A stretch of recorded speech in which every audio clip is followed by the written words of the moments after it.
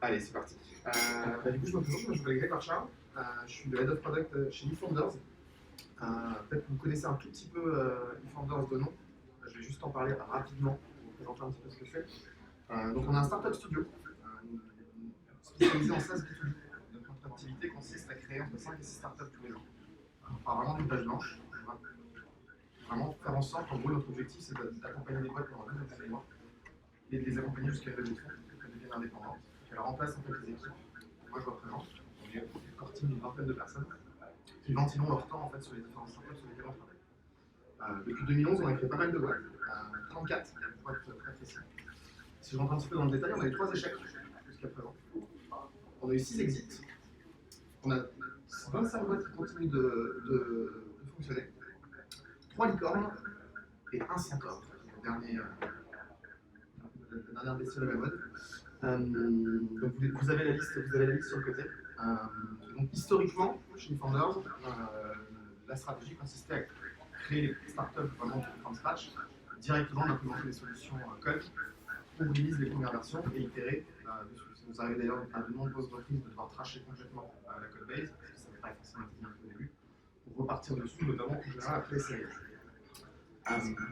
Du coup, aujourd'hui, je vais vous parler d'un autre use case qui s'appelle Rentable. Rentable, c'est quoi? C'est une plateforme de social investment qui va permettre en gros à des investisseurs de se regrouper pour investir dans des opportunités de private equity. L'exemple, ça va être un fondeur de start-up ou un business angel qui a des opportunités d'investissement, qui va décider en fait de partager cette opportunité d'investissement pour avoir les personnes qui viennent commit avec elle dans ce qu'on appelle un véhicule d'investissement, de manière à avoir une plus grosse proportion des parts de la boîte au moment où on investit. Alors pour info, cette boîte-là, elle vient de faire les news, parce qu'on vient de release la compagnie hier. On a vu des petits articles dans TechCrunch, dans les échos, dans Madines, etc. Là, on parle d'un produit qui a du coup supplanté le no-code que je vais vous présenter aujourd'hui. Je vais passer rapidement du coup sur pas mal d'aspects. Le but de cette presse aujourd'hui, c'est plutôt de parler de process automation, pour que vous compreniez bien comment ça fonctionne derrière. L'idée, c'est peut-être juste de vous présenter rapidement aussi comment ça fonctionne en front office. On fait toute une partie de nos activités qui consiste à créer des investments qui est commit dans notre opportunité. Deux choses que je vous disais. Ça fait référence à des activités front office, donc qui sont les parties émergées de l'iceberg que des end-users peuvent voir. Dans l'autre sens, on a la partie back office, qui va spécifiquement nous intéresser aujourd'hui. Le but, ça va être de permettre de faire du management, et notamment de générer tout ce qui est document generation et le processus de e-signature. Et pour ce faire, du coup, on va utiliser une combinaison d'outils que vous avez ici. Typeform, je pense que vous connaissez, qui est la seule partie émergée de l'iceberg. Typeform, c'est le seul outil qui va être exposé auprès des users. Derrière, on va utiliser Make, qui va être un peu la glue entre tous les outils. Airtable, qui sera la base de données.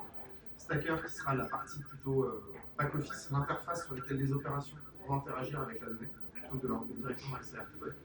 Et Google Workspace, on va utiliser un certain nombre d'outils qui font partie de la suite Google Drive, enfin Google Workspace est un peu plus large, avec je pense notamment tout ce qui est email, sauvegarde de documents sur Google Drive, Gdoc, etc.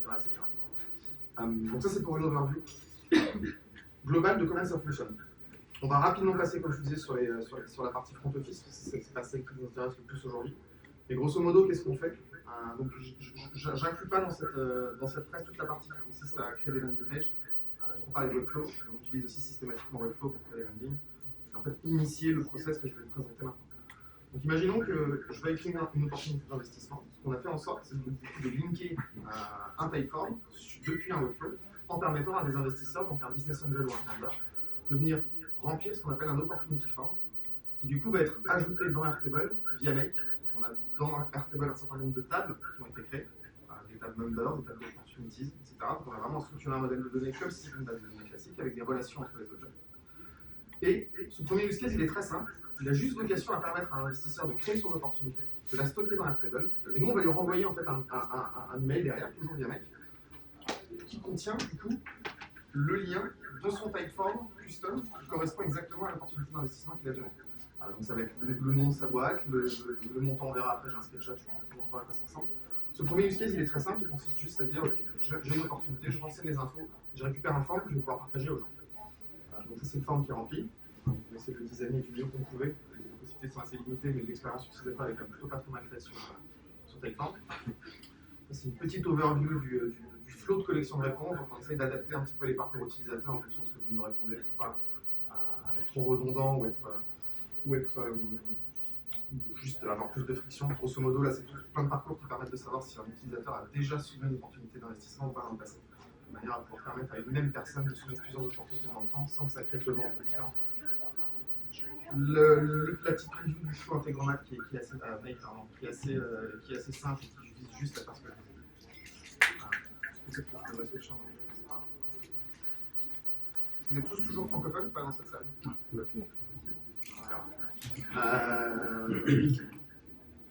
Donc oui, la petite aperçu de comment ça fonctionne sur un intégromat et une preview du coup de la base de données où on voit bien du coup il y a un certain nombre de choses qui vont être générées. Comme je vous le disais, la seconde partie, ça va consister à partager son opportunité d'investissement. Donc l'utilisateur l'a récupéré, on lui a renvoyé un mail en lui disant voilà, bravo, félicitations pour la création de votre opportunité. Maintenant, vous allez pouvoir partager ce formulaire de manière à collecter justement des commitments autour de votre opportunité d'investissement. En gros, on ne va pas s'occuper du partage, on va laisser l'utilisateur libre, le founder libre de partager où il veut, sur le canal qui l'intéresse. Vous avez des exemples avec WhatsApp, par email, Twitter, etc. On peut imaginer plein d'autres médiums de partage. Et donc l'investisseur, lui, vient de recevoir son investissement. On va lui permettre de remplir le commitment form, donc le même form que j'avais renvoyé en pour venir populer toujours via mail ma base de données sur Airtable, toujours bien structurée avec les tables qui m'intéressent.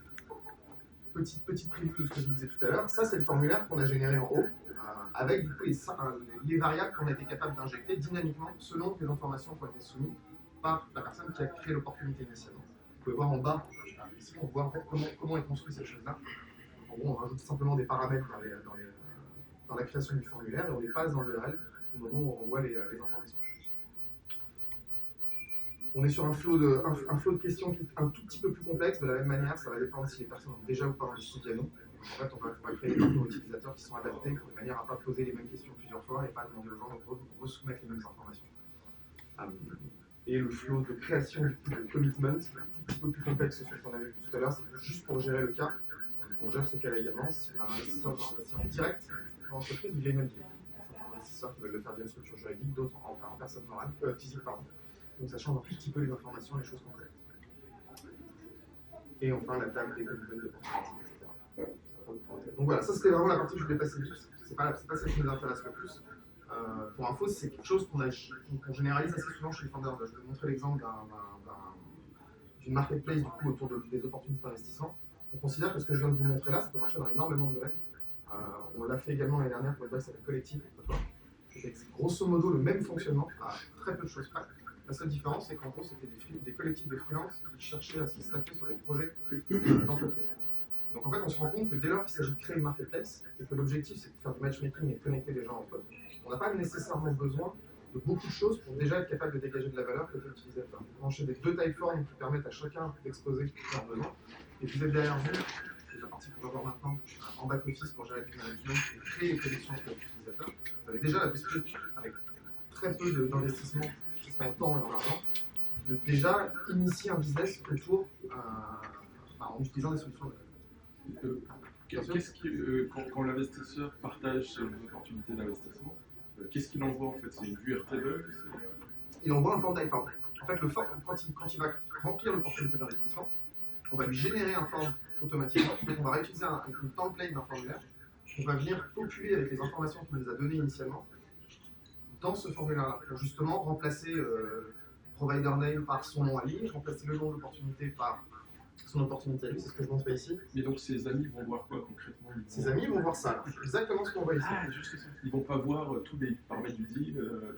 En fait, là, il y a quand même déjà quelques paramètres qui sont affichés. On voit qu'il y a une allocation de 1 million, on voit qu'il y a le carré d'intérêt à 20%, qu'il y a des entry fees à 2%. Mais il n'y a pas un voir plus ou savoir plus. En fait, il y a des informations qu'on a décidé d'afficher qu'on collecte. On aurait pu aller beaucoup plus loin et afficher beaucoup plus d'informations côté investisseur. On considère qu'aujourd'hui, les informations utiles pour décider si moi, en tant qu'investisseur, je veux mettre un billet dans TechRadar, elles sont suffisantes, celles-ci. Je n'ai pas besoin d'en avoir plus. Il faut savoir que par ailleurs, j'ai probablement discuté avec cet investisseur. Il va probablement dire j'ai une super opportunité d'investissement pour telle ou telle boîte, il va faire ci, ça.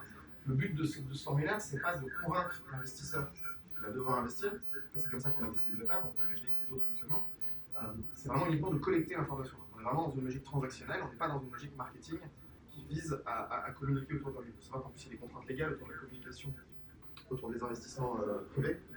Il ne faut pas dépasser 150 personnes, 149 personnes, vous pouvez vous en parler, sinon vous faites de l'appel public à épargne. Oui. Petite question bête, il n'y a aucune étape manuelle de vérification de votre côté, par exemple quand on dépose un dossier, il n'y a pas d'étape de vérification? Si, on va y venir juste après. Pour l'instant, effectivement, le flow que j'ai montré, il est assez simple. Donc là, je me suis concentré sur les parties front office. On voit que là, il n'y a aucune validation. En fait, en gros, ce qu'on a considéré, c'est que pour pareil limiter les frictions, tout ce que je vous montre là est un processus qui a été itératif. On a changé pas mal de fois de fusil d'épaule. Au début, on validait les deals. À chaque fois que quelqu'un créait une opportunité d'investissement, on avait quelqu'un chez nous qui disait ok, j'accepte ou pas que cet investisseur puisse partager ce deal. Ça crée une latence énorme dans le flow. En fait, on s'est dit qu'on allait changer notre fusil d'épaule, qu'on allait directement renvoyer le formulaire permettant aux gens d'investir. Il sera toujours temps de dire en fin de chaîne, désolé, on ne fait pas, pour X ou Y raison. C'est la responsabilité de la personne qui a initialement partagé le deal, de faire les choses bien. Si derrière, de partager n'importe quoi à ses proches, c'est sa responsabilité. Ah, c'est à double tranchant pour la charge qui vous incombe derrière en fait. C'est-à-dire que s'il y a beaucoup de bêtises ou de deals qui ne sont pas très intéressants au début, ma question elle est à quel moment est-ce que vous gérez cette charge-là? En fait, ce qu'il faut savoir, c'est quels sont les critères qui pour nous sont importants pour faire de l'investissement. Enfin, qu'est-ce qu'on va regarder en premier? Ce qu'on va regarder en premier, effectivement, ça va être la localisation de la boîte, par exemple. Si vous commencez à vous proposer une opportunité d'investissement offshore dans un pays exotique avec voilà, des choses qu'on n'est pas forcément été capable de vérifier, on n'a pas de cabis, on n'a pas de SIRET qui est lié à l'activité de l'entreprise, voilà, un certain nombre d'informations de ce type, on va les exclure. Et finalement, ça ne change pas grand-chose de laisser les gens commit sur les opportunités tant qu'on n'a pas fait ce processus de validation. Par contre, clairement, il intervient. On ne va jamais générer de la documentation et on va voir ce qui va se passer derrière. On ne va jamais créer un véhicule d'investissement tant qu'on n'a pas fait de la validation. Voilà. Je ne sais pas si j'ai répondu du coup à la question par rapport au... Du coup, là, on a vraiment vu la partie... J'ai une petite question. Oui, bien sûr. En fait, vous faites passer tout dans l'URL, mais du coup, il n'y a pas des données sensibles qui vont se retrouver affichées quand même dans l'URL. Aujourd'hui, ce sont les informations du deal. Effectivement, on les a vues tout à l'heure. Pardon. C'est grosso modo celle-ci, les données sensibles. Mais ce que je veux dire, c'est qu'il n'y a pas des données masquées pour lier après. Il y a un opportunity ID, c'est ce qui nous permet de lier les choses, donc c'est un numéro qui n'est pas particulièrement non, mais on pourrait effectivement considérer qu'il y a des informations sensibles ici. Hein. On parle d'un nom de boîte, on parle d'une allocation, on parle d'un carré d'intérêt, d'un entreprise. Pour certains investisseurs, on pourrait imaginer que ce soit une information qui soit confidentielle. On a demandé justement aux personnes qui partageaient les investissements, etc., ce qu'elles en pensaient par rapport à cette problématique. On dit non, finalement, ça ne change pas grand-chose, parce qu'aujourd'hui, quand je contacte un de mes potes sur WhatsApp en lui disant j'ai telle opportunité d'investissement, finalement, je disclose les mêmes typologies d'informations à mes investisseurs. Le fait que ça passe par un outil ou par l'automation, ça ne change pas grand-chose. Par contre, on y viendra tout à l'heure. Il y a un point qui est important par rapport à ça, c'est que dans le cadre de ce que je vais vous montrer à partir de maintenant, on va réaliser ce qu'on appelle des KYC, des KYB pour les investisseurs, qui consiste en gros à valider les documents, l'identité des personnes, s'ils investissent via des holdings, l'authenticité des documents qui vont avec. Et ça, on a décidé de ne pas l'inclure dans le setup de nos codes. On a des workflows qui nous permettent d'initier des processus de KYC, KYB. Je sais pas si vous connaissez des boîtes qui s'appellent Huddle, Hublot, etc. Donc des services, vous les avez souvent un petit peu, vous les avez de plus en plus maintenant quand vous inscrivez sur des services de location de scooters partagés, de trottinettes, etc. On vous demande de bouger la tête comme ça, ça c'est des choses qu'on ne pouvait pas faire en code. Et du coup, on a décidé d'outsourcer auprès de ces services-là qui sont sécurisés, qui ont tout ce qu'il faut pour processer ces données-là. Nous, en gros, on a juste initie le processus de validation et on récupère une réponse qui nous dit c'est OK, c'est pas OK. On n'a pas d'autres interactions avec ça pour justement éviter de processer les données.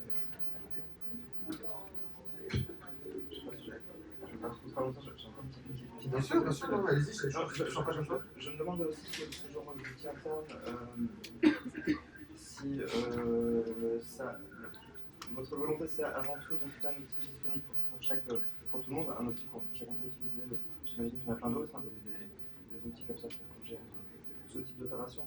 Est-ce que l'objectif c'est que ce soit un outil central qui permette de rationaliser les process et d'aligner un peu tous les projets, ou est-ce que c'est aussi un outil pour démocratiser des use cases no code pour que chacun puisse mettre un tas dans Make et l'adapter à ses besoins. Alors non, pas du tout, parce que personne n'a accès à Make. Hein. Tout ce que je vous montre là, c'est là je montre l'arrière-boutique de comment on a construit tout ça. D'accord. Pour du coup, une boîte qui s'appelle Roundtable, qui du coup avait besoin d'aller vite sur son marché, de vite être capable de faire du business. Le business de Roundtable, c'est pas de faire un site web. Le business de Roundtable, c'est de permettre aux investisseurs de collecter des opportunités d'investissement. Concrètement, qu'on le fasse sur un site web bien foutu, ce qu'on a mis 6 mois à développer, ou sur un fichier Excel ou par téléphone, la finalité elle est la même. Donc l'intérêt d'utiliser du no-code pour nous dans ce contexte-là, c'est de dire comment essayer de faire en sorte qu'en l'espace de moins d'un mois, on soit capable déjà d'initier des processus de closing versus passer 4, 5, 6 mois à développer un truc. C'est le seul intérêt du no-code tel que je vous l'ai montré aujourd'hui, en tout cas sur ce scope-là. Mais ce scope-là, justement, en fait, c'est pas le but de cette presse. Le but de cette presse, c'est plutôt de vous montrer. En gros, ce que je vous montre là, c'est le jetable. C'est ce qu'on a décidé de supplanter par du no-code. Aujourd'hui, il y a un produit qui fonctionne de manière complètement différente, qui est capable de gérer cette problématique. En revanche, la partie que je vais vous montrer à partir de maintenant, pas tout de suite, juste après, elle est toujours en place et on compte bien de faire grandir la société avec. Et vous allez voir de quoi il s'agit. Du coup, back-office, petit tour quand même sur le back-office, on n'en a pas trop parlé pour faire le deal management. On a des gens qui committent, on a des gens qui investissent. On a besoin d'un outil qui va permettre à nos ops, un troisième persona qui rentre dans le. Donc c'est un persona interne, c'est quelqu'un qui travaille chez nous, qui va avoir besoin en fait, d'interagir avec les données. De dire, ok, tel deal, je le valide, on parlait de validation tout à l'heure. Tel commitment, je suis ok avec ça, etc. En fait, on aurait pu construire cette interface sur Airtable. Je crois que c'est Airtable, on voit vraiment comme une base de données. Savoir qu'il y a plus de 400 variables là-dedans. Près de la moitié sont calculées automatiquement. On avait un petit peu peur qu'en mettant des ops dessus, on ait un risque d'avoir des collègues qui apparaissent, d'avoir des choses qui soient modifiées, qui soient réorientées différemment. En fait, on a préféré mettre un petit layer par-dessus. Ça s'appelle Stacker. D'ailleurs, présent ici, je crois, aussi sur l'instant. On aurait pu utiliser d'autres outils, je pense à des softwares par exemple, ça aurait pu faire un peu la même chose. L'idée, c'est d'avoir une interface qui est un peu configurable, qui permet de créer un back-office un peu custom pour réaliser les actions qu'on veut faire. Je vous ai d'ailleurs mis quelques petits screenshots de ce qu'on a fait. Vous voyez un peu à quoi ça ressemble à Airtable. Ça, c'est Stacker. Du coup, donc là, on a la vue opportunity, qui est un Kanban en fait, de cartes. Donc là, on voit toutes les opportunités qui ont été créées. On peut voir combien il y a de tickets dedans. On peut voir que le premier en a 8, etc. Le montant de l'allocation, le montant de complétion de cette allocation, et après le pourcentage de complétion. Ce sont du dashboard qui permet de manager l'entité de détail. Si on rentre dans un deal, un certain nombre d'informations qui vont être visibles. Donc pareil, on trouve des informations de complétion, d'intérêt, etc. Le fameux commitment form que je vous disais tout à l'heure, qui a été autogénéré, on peut initier et ouvrir depuis ici. Un certain nombre d'informations qu'on va éviter, je ne vais pas rentrer dans le détail, c'est pas hyper intéressant. Et on a aussi une vue sur les fameux commitments dont je vous parlais, qui viennent se stacker ou contextuellement l'opportunité en question, avec différents statuts. Là, la question, c'est est-ce que l'individu participe? Est-ce que son KYC a été fait? Je vous disais tout à l'heure. On initie le KYC depuis notre outil, la réponse revient et on peut être ici. Et c'est à peu près tout pour la partie back-office. Maintenant, ce qui nous intéresse vraiment aujourd'hui, c'est plutôt de parler de Doc Generation. Parce que encore une fois, tout ce que là je viens de vous montrer, ça a été supplanté par du code. Maintenant, Doc Generation, par contre, c'est quelque chose qui marche toujours, et qui est toujours en prod avec le fonctionnement que je vais vous montrer aujourd'hui. Pourquoi on a voulu initier ça? Du coup, je vous ai montré toute la partie en amont du process, qui consiste à faire le matchmaking entre les gens et faire en sorte qu'ils soient d'accord. On a nos admins qui disent OK, je valide pas les opportunités d'investissement. Au bout d'un moment, quand tout le monde est OK, il va bien falloir générer les documentations. Et créer un véhicule d'investissement, aujourd'hui, c'est un process qui est extrêmement long. Je vais vous montrer un petit exemple de ce qu'on a besoin de faire. On a besoin déjà de générer un shareholder agreement, un PV d'AG, des statuts qui vont devoir être signés par l'ensemble des investisseurs qui ont décidé de venir sur le deal. On a eu des deals à plus de 50 investisseurs différents, 50 personnes qui doivent signer le même document en cascade de manière successive. On a un subscription deal qui doit être un document qui est individuel, qui est signé par chaque investisseur.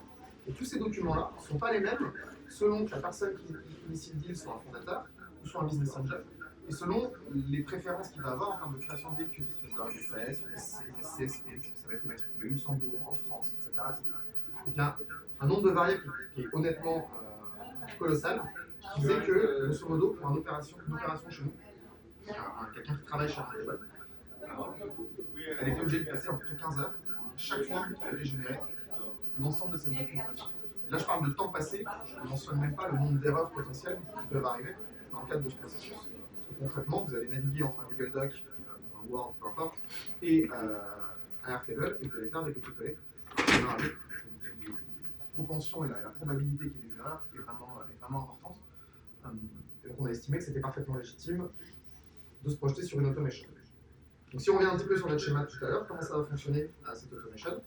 On va toujours utiliser Stacker, c'est toujours les hommes de Roundtable qui vont initier le processus de génération de documents, qui va du coup aller piocher dans notre base de données Airtable un certain nombre d'informations et vont venir populer du coup des templates de Google Docs qui ont été variabilisés. Je vous montrais bien tout à l'heure dans le PDF 500. On va télécharger ces documents PDF. On va aller utiliser une solution de signature électronique qui s'appelle DoSign. Pour info, on n'est pas très objectif sur le choix de la solution, parce que DoSign est une boîte Founders également. Et sachez que ça peut fonctionner avec n'importe quel type de solution de signature électronique. Et enfin, l'objectif, une fois que tout ça va être signé, ça va être de récupérer le document signé pour venir le mettre dans Google Drive pour pouvoir y accéder quand on veut. Je vais vous montrer à quoi ça ressemble. Donc ça, là, je vous ai pris le document le plus simple. Vous pouvez voir que déjà dans le document le plus simple, il y a un certain nombre de variables. C'est le subscription bulletin, qui du coup a un certain nombre d'informations qui sont variabilisées, donc le nom du SPV, son trade register number, le petit descriptif de la personne, etc. En fait, toutes ces informations-là, on va devoir venir les populer dynamiquement lorsqu'on génère le document. Là, encore une fois, on a la version simple parce que c'est un document pour une personne. Quand on doit générer un contrat qui inclut une cinquantaine de personnes, vous devez, le petit blabla que vous devez mettre sur les personnes, donc Grégoire Charles, né, le temps, A, machin, etc., vous devez le générer, le concaténer pour une cinquantaine de personnes et le structurer dans un seul doc. Donc c'était pas mal de boulot de formatting et d'aller-retour entre ce qu'on fait, comment on structure l'info dans Airtable et comment elle est envoyée dans ce document. Et juste pour vous montrer un petit overview de comment ça fonctionne, tout ça. Donc là, on a l'overview du flow Integromat. Du coup, tous les points verts, c'est un peu les ramifications différentes, les hypothèses que je vais donner, toutes les branches qu'on va avoir.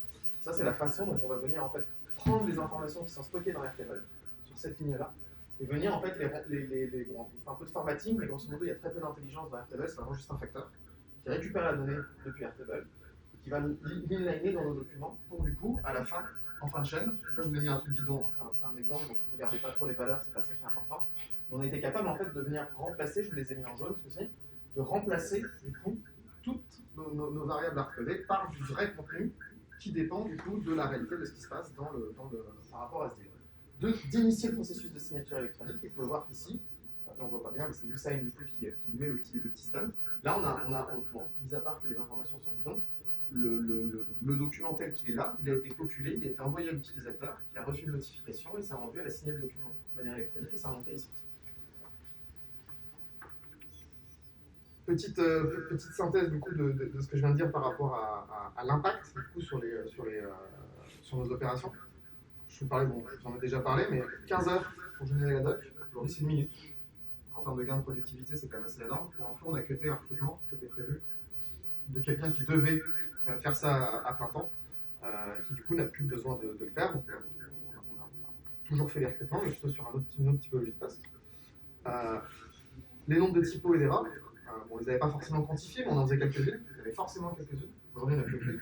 S'il doit y avoir des erreurs, elles sont au niveau du dessus, mais elles ne sont jamais au niveau des calculs, jamais au niveau d'une erreur de saisie, etc. Ça ne peut plus exister. Il faut savoir que en plus, ça aurait eu un impact assez conséquent, notamment dans de la doc légale. D'avoir des typos dedans, on peut imaginer que ça puisse rendre caduque l'ensemble du dispositif. Enfin, une autre métrique qui est intéressante, c'est le temps qu'on met maintenant pour processer un processus de signature. On est en moyenne 14 jours dans le passé. Donc, une grosse partie de ce temps qui était inhérente à la génération de la documentation. Aujourd'hui, on a à peu près 5 jours. On peut voir qu'il y a quand même eu un certain nombre de gains de productivité aujourd'hui par rapport à la décision d'implémenter du no-code de cette façon.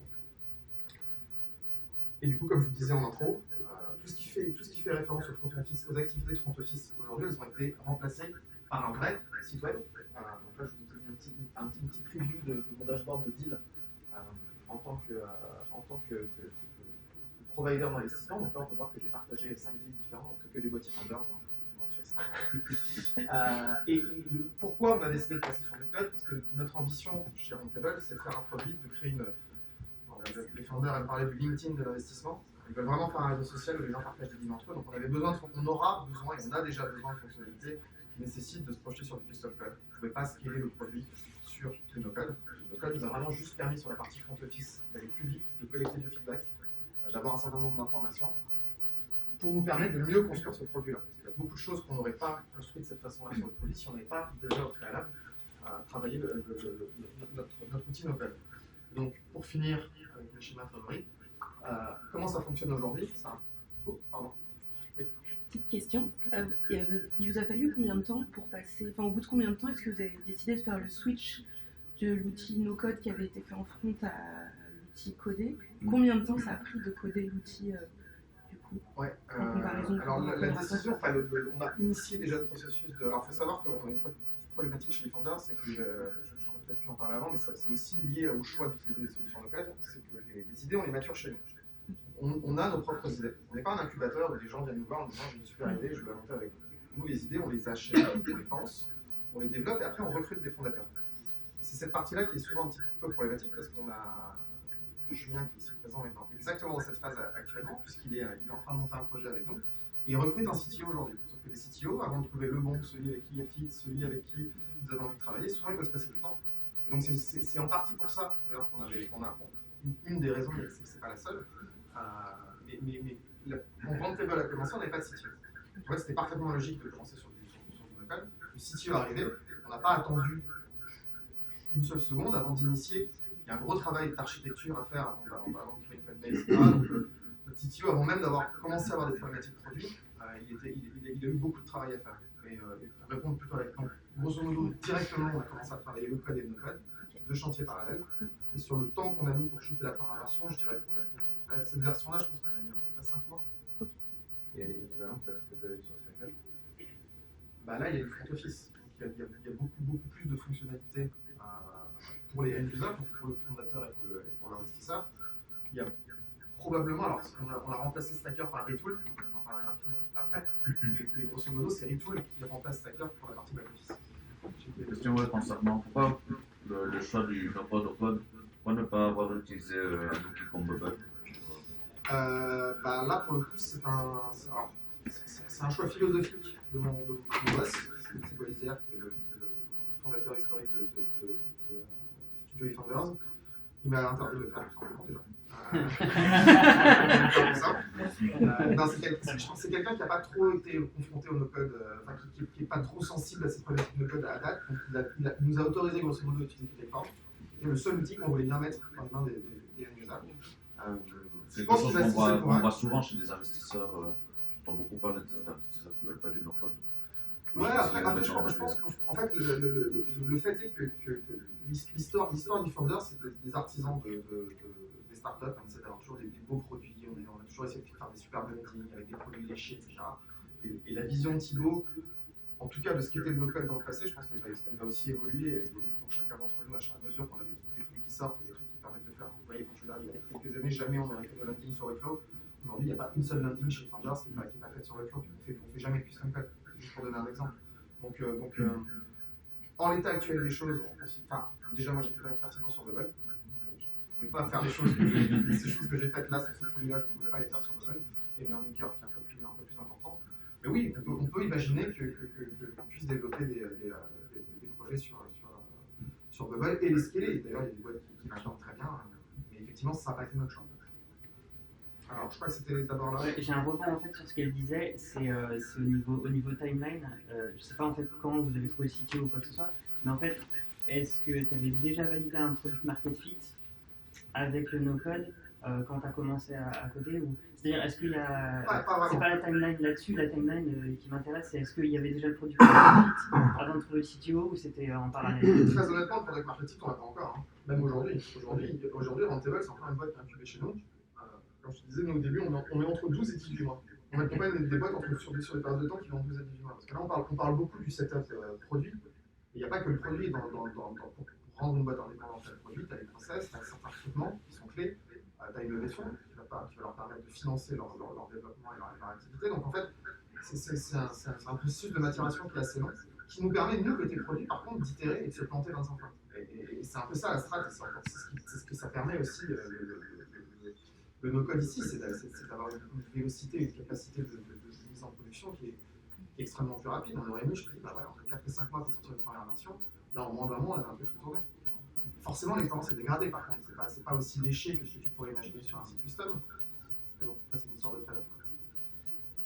Ouais, et du coup, vous avez remplacé toutes les tous les flow mails par du code, c'est ça? Alors justement, là c'est une super transition par rapport à ce qui arrive après, parce que c'est ce qui se passe aujourd'hui. Alors, j'aurais peut-être dû faire un avant-après pour que vous ayez en tête celui qu'on avait avant, mais dans les premiers flows que j'ai montrés au début, en gros, on avait beaucoup de make et d'Airtable et d'Integromat pour interagir avec le produit. On n'a plus besoin de ça, on a un produit, donc les users se connectent sur leur compte utilisateur, on a tout qui est built-in dans le produit, avec une base de données qui du coup est plus sur Airtable mais qui est maintenant sur une Postgre, du code. Et du coup, on a débranché Stacker, qui est un outil qui, d'ailleurs, nous promet de se connecter à des bases de données Postgre depuis un peu de temps, mais on ne l'a jamais vu encore, c'est toujours en request, etc. Donc en fait, on a été branché Retool, qui est un outil qui serait plus un outil de low-code qu'un outil de no-code, qui nous a permis du coup de nous connecter à notre base de données Postgre, et finalement de faire grosso modo les mêmes activités qu'on faisait dans Stacker. C'est vraiment le même usage. Si ce n'est que donc, du coup, maintenant le trigger pour initier la génération de documentaire, qui est toujours fait sur Mac, ça c'est toujours fait sur Mac, c'est du coup depuis Retool. Et ce process-là n'a pas changé. La seule partie qui a changé entre le back-office et les front-office activities, c'est justement cette partie supérieure. Oui. Tout à l'heure, je vais remonter sur ta suggestion de. Et pourquoi pas Bubble, pourquoi pas du no-code. J'imagine aussi, et j'ai l'impression que ça se voit sur ce schéma, qu'il y a cette notion de sécurité des données qui intervient parce que Bubble n'est pas tout à fait conforme encore à RGPD. Il y a des données, j'imagine, sensibles. Ouais, après, dans l'absolu, là, on peut voir que j'utilise quand même déjà un paquet de services. Enfin, finalement, est-ce que Bubble est moins sécure que Retool? Est-ce que c'est moins sécure que Google Drive? Est-ce que c'est moins sécure que Lucene? Enfin, ce qui est sûr, c'est qu'à partir du moment où vous êtes dans une démarche d'utiliser des solutions no-code, vous savez que vous allez dépendre de tiers, qui sont a priori pas des tiers qui sont vous. Donc, c'est à vous de définir à quel point vous considérez la donnée comme étant sensible. Est-ce que vous avez envie de processer? C'est ce que je disais tout à l'heure. Nous, on a fait le choix de processer des données qui sont liées au deal, des montants, des informations qui ne sont pas des informations personnelles. Tout ce qui constitue de la documentation type carte d'identité, preuve d'investissement, CABIS, etc. Toute cette documentation qui là, pour le coup, on considère que c'est de la documentation sensible, on a fait le choix de ne pas les processer à travers cette outil d'appel. Pour justement s'abstraire de toute problématique et de tout. Potentiellement, ça n'aurait dérangé personne. Mais bon, on préférait éviter tout problème lié au processing de données. Oui. Alors pourquoi Retool et pas juste ajouter dans les écrans pour votre back-office et pour les ops aussi? Ah, ça c'est une super question. Je vous conseille de jamais faire un back-office custom à partir d'aujourd'hui. Ça sert à rien. Moi j'ai bossé avant de travailler chez Founder, je travaillais dans une boîte qui s'appelle Talent.io, qui était une plateforme de matchmaking du coup aussi entre développeurs, enfin profil tech on va dire, et entreprises. Quand je suis arrivé dans la boîte, je me suis dit, j'ai quand même l'impression que le produit n'a pas bougé beaucoup côté recruteur et candidat. En fait, j'ai découvert qu'il y avait presque 80% de l'effort de dev qui était mis sur le back-office, outiller les populations internes, donc les sales, les clients exécutifs, tout ça, pour réaliser leur business. En fait, l'outil est devenu un monstre. Quand je dis un monstre, c'est que souvent les back-office, c'est des outils qui sont créés de manière empirique. On rajoute une feature par-dessus une autre. Il n'y a aucun travail de product management qui est fait. Il y a très peu de UX design par rapport à ça. Pourquoi? Parce qu'on considère que les utilisateurs internes, ils n'ont pas le choix, ils vont faire l'effort de bosser avec, ils n'ont pas de charge. Sauf que ça marche un temps. Quand votre boîte elle scale au bout d'un moment, le back-office est devenu un monstre qui met 17 minutes à loader quand vous l'ouvrez pour la première fois le matin. Je parle dans des extrêmes, mais aujourd'hui, je pense, à titre personnel, des solutions comme Retool, je devrais advoquer pour un autre outil, parce qu'on a un outil qui s'appelle Forest Admin chez Founders, grosso modo un concurrent, et je recommande le petit copain parce qu'il est vraiment impressionnant. Ça vous permet de fonctionner les back-office à une vitesse qui est incroyable. Grosso modo, vous pouvez vous permettre avec des outils comme Retool de demander à votre tech d'exposer vos endpoints API, en gros les points d'entrée de votre base de données, et responsabiliser des équipes opérationnelles qui, elles, font le boulot tous les jours pour créer leur propre dashboard avec les actions qui matchent réellement ce qu'elles veulent faire.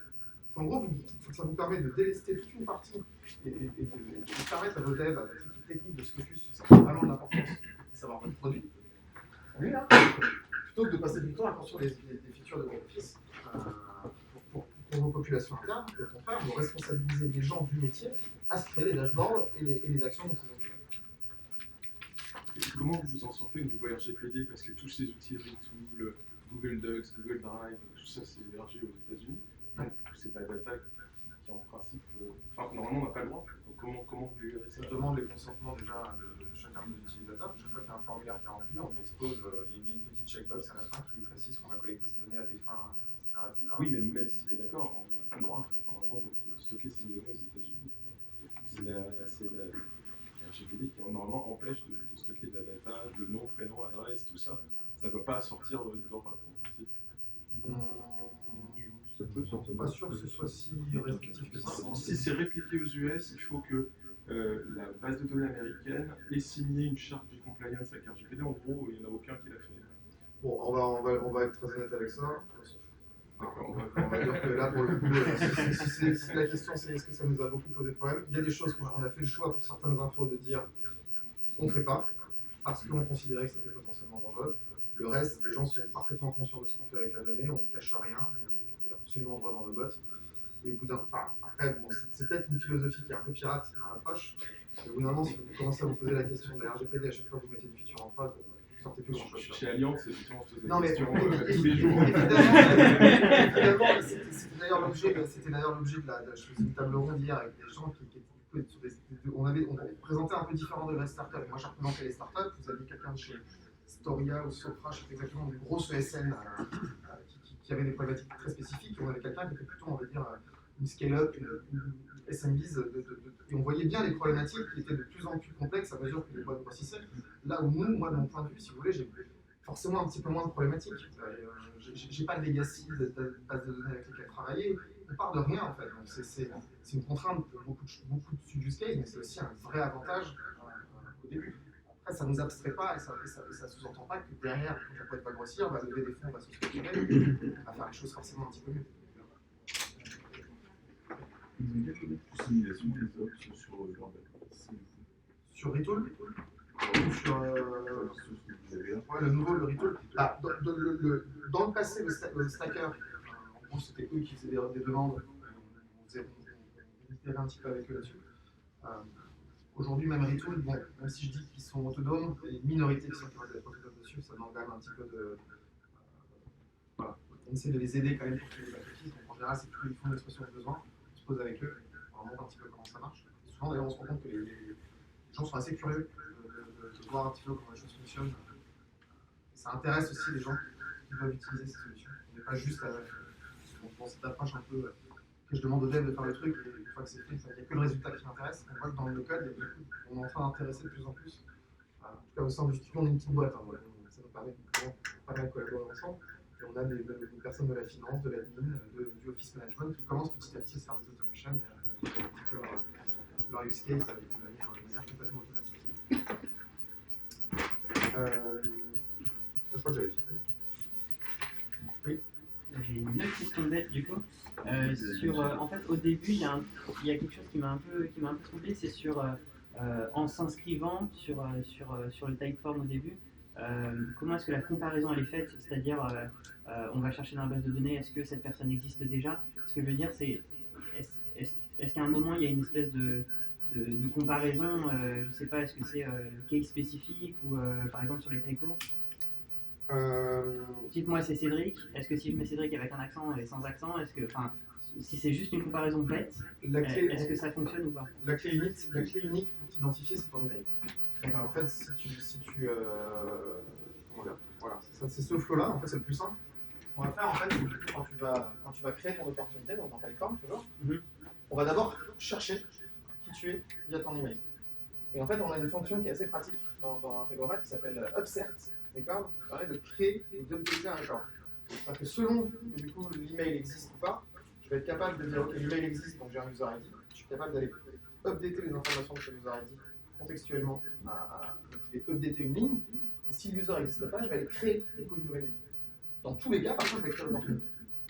Et c'est ça aussi qui est assez intéressant avec cette mécanique, parce que c'est souvent le problème quand vous essayez de faire du Typeform pour collecter de l'info, c'est que si vous créez un nouveau user, à chaque fois que le même user va remettre une opportunité d'investissement, vous vous retrouvez à faire du data management beaucoup plus.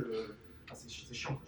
Il y a des liaisons entre les objets. Enfin, on a fait en sorte que dans les bases de données, on ait un mapping du coup, qui est lié entre l'opportunité et l'investisseur. Si derrière vous devez tout modifier à la main, ça n'aurait pas d'intérêt. Et de la même manière, si on regarde sur le processus de commitment, on a la même logique qui a été mise en place. En fait, on va s'assurer Donc on va aussi chercher l'opportunité. Potentiellement, elle n'existe plus, donc on cherche l'opportunité, on cherche le vendre. S'il existe déjà, selon qu'il existe ou pas, on va le créer ou le créer. On va toujours créer le produit. Ça, c'est selon qu'on va y investir avec notre team. Pourquoi vous ne l'avez pas fait dans les automatisations Airtable? Est-ce qu'on peut faire tout ça dans les automatisations Airtable? Ouais, ça c'est un choix. C'est l'ergonomie. On peut tout faire dans les automatisations Airtable. Je suis pas sûr que j'aurais pu avoir le trigger du Project Form par exemple dans mon flow Integromat. Je pense que ça aurait pas marché. Et puis après, c'est aussi une question de préférence. Je pense que ce que je vous montre là aujourd'hui, c'est pas. Mon point, c'est pas de dire il faut faire absolument la même chose. Tout est adaptable. On a itéré, je pense, une bonne quarantaine de fois sur ce que je vous montre ici. Évidemment, et comme je vous disais, l'autre boîte pour laquelle on a fait ça aussi juste avant, qui s'appelait Collective, on a fait les choses de manière un tout petit peu différente aussi. Donc il n'y a pas. Je pense pas qu'il y ait une vérité générale. Le but de cette presse, c'était surtout de montrer qu'en fait, le no-code, ça permet vraiment d'aller beaucoup plus vite quand il s'agit de shipper des premières versions de produits. Il y a des typologies de produits qui sont parfaitement adaptées. Là, je vous ai présenté encore une fois 2 marketplaces. On ne fait pas que des marketplaces. On a des outils, on fait des outils de productivité. Typiquement, des outils to-do list, un ATS pour processer les candidatures d'employés. On voit bien que c'est 2 typologies d'outils différents. Ce que je vous disais tout à l'heure, vous êtes sur un outil de to-do list, c'est l'expérience, l'UX, l'interaction que vous allez avoir avec cette to-do list qui va vous dégager de la valeur par rapport à votre produit. Quand on est dans une démarche de recrutement ou dans une démarche d'investissement, ce qui compte, c'est la finalité, c'est d'investir, c'est de recruter, peu importe la façon dont on le fait. Et donc en fait, à chaque fois, on regarde un petit peu la typologie de business sur laquelle on se positionne, et il y a des use cases qui vont dire, ok, allons vers le no-code parce que c'est parfaitement légitime, ou à l'inverse, on va pas le faire, on va partir sur le custom. Je peux vous montrer la dernière slide sur le document.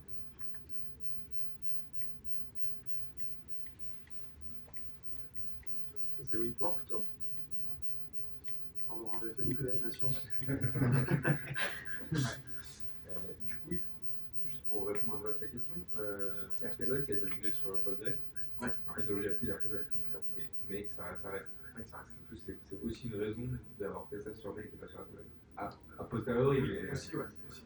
Après, on aurait pu aussi migrer les problématiques. Bon, après, moi, je suis un vrai fan de Make Integromat que je trouve vraiment incroyablement bien pensé, bien foutu. Ça permet vraiment de faire beaucoup de choses. C'est hyper visuel. C'est pas si complexe que ça. Enfin, vous pouvez mettre beaucoup de complexité, mais ça peut aussi rester très simple. Et c'est vrai que ça permet de faire beaucoup de choses. Et je pense qu'on est au début. Après, vous l'avez bien vu, hein, là, je vous ai montré un setup qui consiste à connecter plein d'outils entre eux. Vous avez été quelques-uns à évoquer Bubble.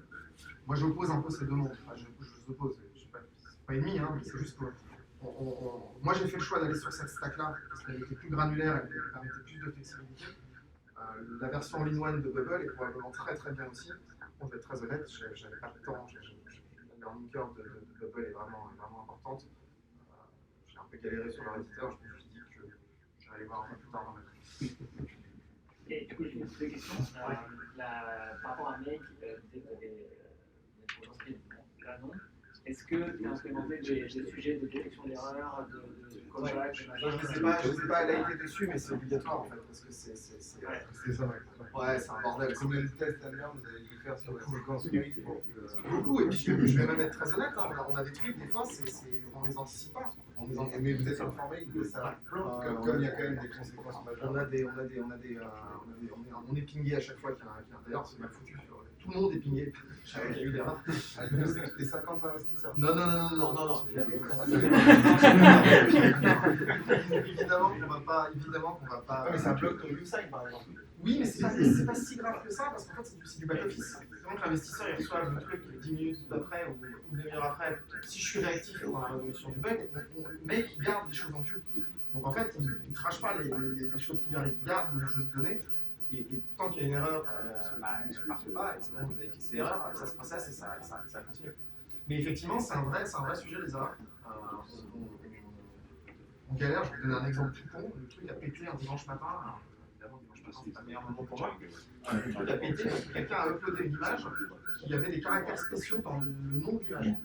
C'est ce genre de connerie, tu ne l'as pas anticipé évidemment, et ça fait péter tout le flow. Évidemment, c'est un.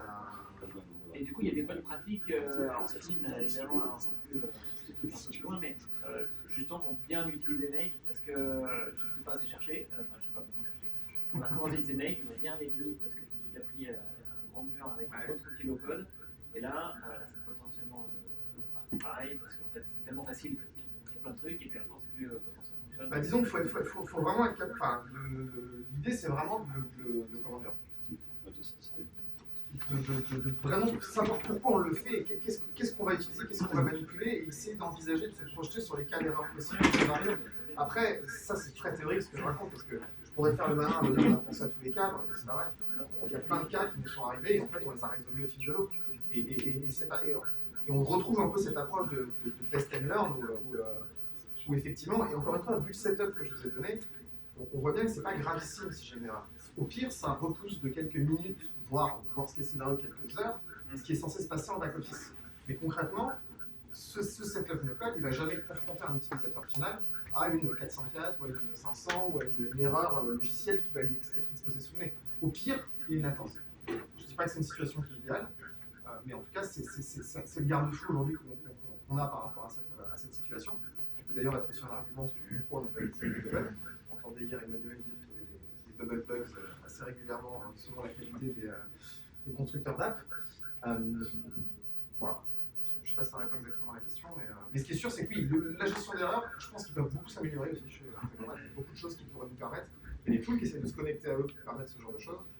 Moi, ce que j'aimerais bien, c'est des environnements de staging. Donc, une fois que vous avez un flow en place, vous puissiez réaliser des updates par-dessus ces choses-là, sans les faire en prod. Aujourd'hui, vous faites les updates, vous les faites en prod. Avec un patron, je sais pas comment il s'appelle. Et il dit alors, j'ai l'autorisation de mon équipe produit de ne pas donner de date de livraison, c'est leur truc principal. Mais ça a l'air très compliqué de connecter deux webhooks sur le même scénario. Et c'est là-dessus qu'ils bossent, parce qu'une fois qu'ils auront fait ça, ils vont faire plein de trucs. Ah, le multi-trigger du coup sur le. Ah, le multi-trigger, en fait, c'est ça qui leur permet d'ouvrir les staging, les machins. Ouais. Et pour l'instant, on ne peut pas. Non, mais après, vous voyez la vitesse à laquelle ça avance aussi. Hein. Encore une fois, Integromat, il y a 1 an, il y a 2 ans, c'était quand même.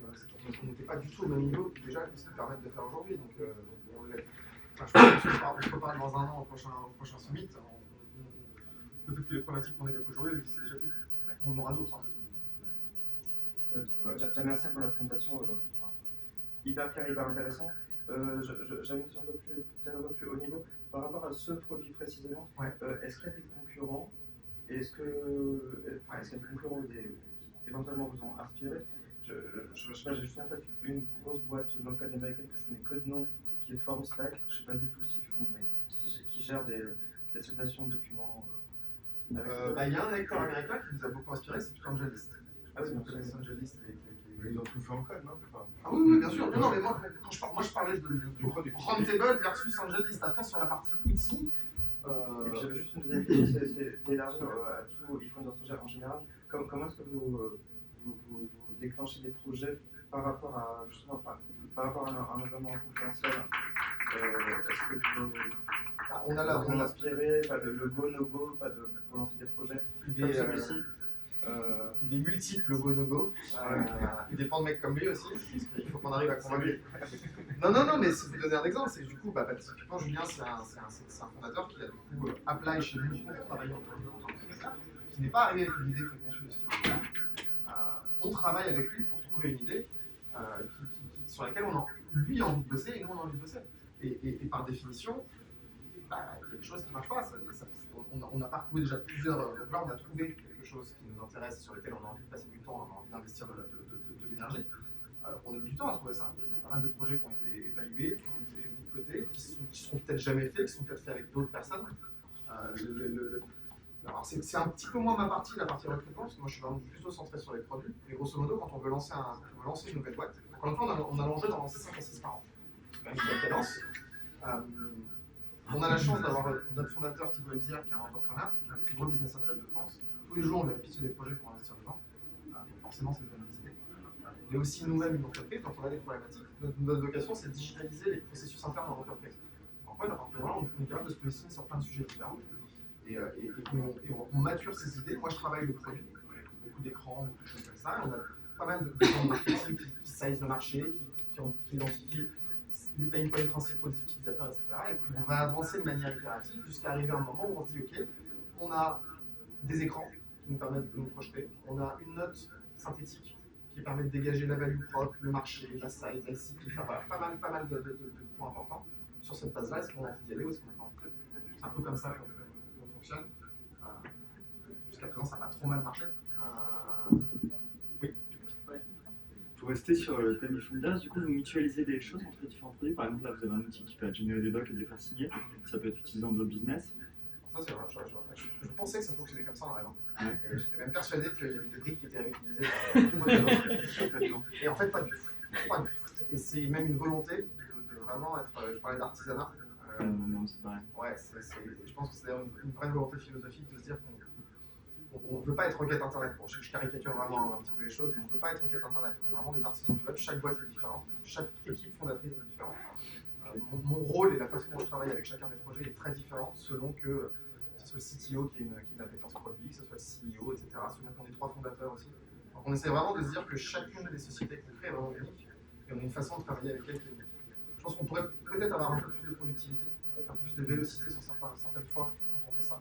Après on a la chance d'avoir pas mal une solidité financière qui nous permet du coup d'investir pas mal sur les startups et de décider de prendre le temps de faire les choses comme on veut les faire. C'est plus une volonté.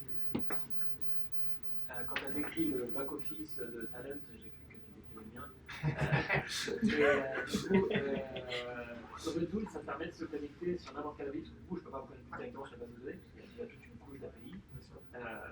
Et tu dis, je connais leur site, ils disent en 10 minutes on prend, en une journée on a bossé, c'est. En fait, tu as juste besoin que ta tech team t'expose les endpoints auxquels tu vas avoir accès. Mais les vérités, parce qu'ils sont dans le back-office actuel. Sauf que là, c'est du custom code.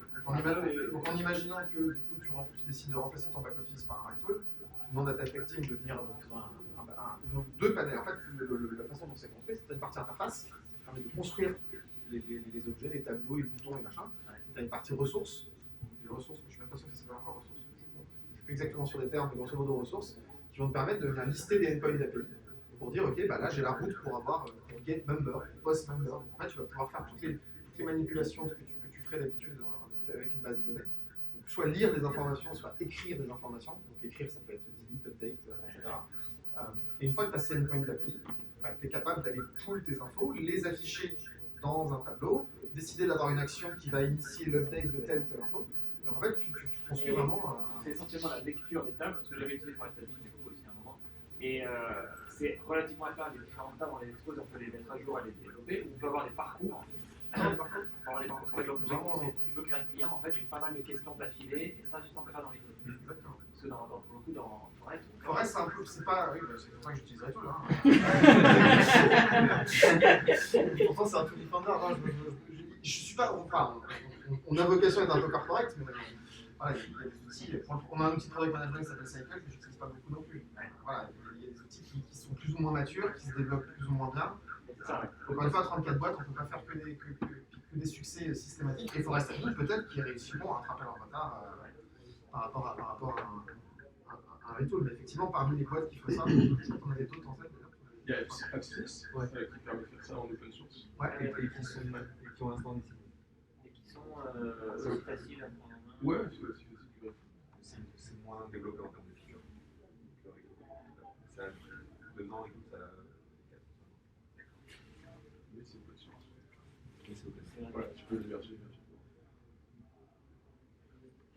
La question, c'était par rapport au coût de tous ces outils no-code. Ah, ça, c'est une bonne question. Voilà, parce que c'est un des sujets. À votre avis, ça nous a coûté combien tout ça? Si je remets Ça dépend du volume. Par mois, Là, je vous mets la liste des. Je vous ai Sur Make, c'est en volume, hein. Ouais, vous avez différents plans. Bon, moi, je suis un vieux de la vieille sur Make, donc j'ai un plan Legacy qui est pas cher, j'ai de la chance. Voilà. C'est les 5 tools qu'on utilise aujourd'hui. J'ai pas mis Webflow encore une fois, parce que Webflow, je le considère plutôt côté design. En fait, le seul pont entre notre landing et tout ce système-là, c'est un lien de redirection. Donc, je ne l'ai pas inclus dans la stack, mais Webflow fait partie aussi des outils qu'on utilise. Qui leur reste, pour le coup, a posteriori de la mise en prod du produit. Typeform, aujourd'hui, c'est 40 balles par mois. Ça va. Make, on a un peu plus quand même, je pense qu'on a une centaine d'euros. Et on le ventile sur plusieurs projets. Airtable, je crois que c'est 240 balles par mois aussi. pareil, on paye au user en fait, donc c'est pas tellement lié au projet. Stacker est un peu plus cher, je crois que c'est 250 € par mois. T'es en train de sortir. Pardon? Il est sorti déjà, il est sorti. Là, je vous remets le setup tel qu'il était avant. Aujourd'hui, on a migré sur autre chose, mais sur la partie vraiment purement locale, ouais, je pense que pour moins de 500 € vous avez tout le temps. Et combien de temps passé vous avez l'opération? Pardon? Combien de journées passées mettre en place Ça, j'ai essayé de le quantifier, j'ai pas trop réussi. Alors, surtout, ça n'a pas été. c'est aussi à estimer, à quantifier en.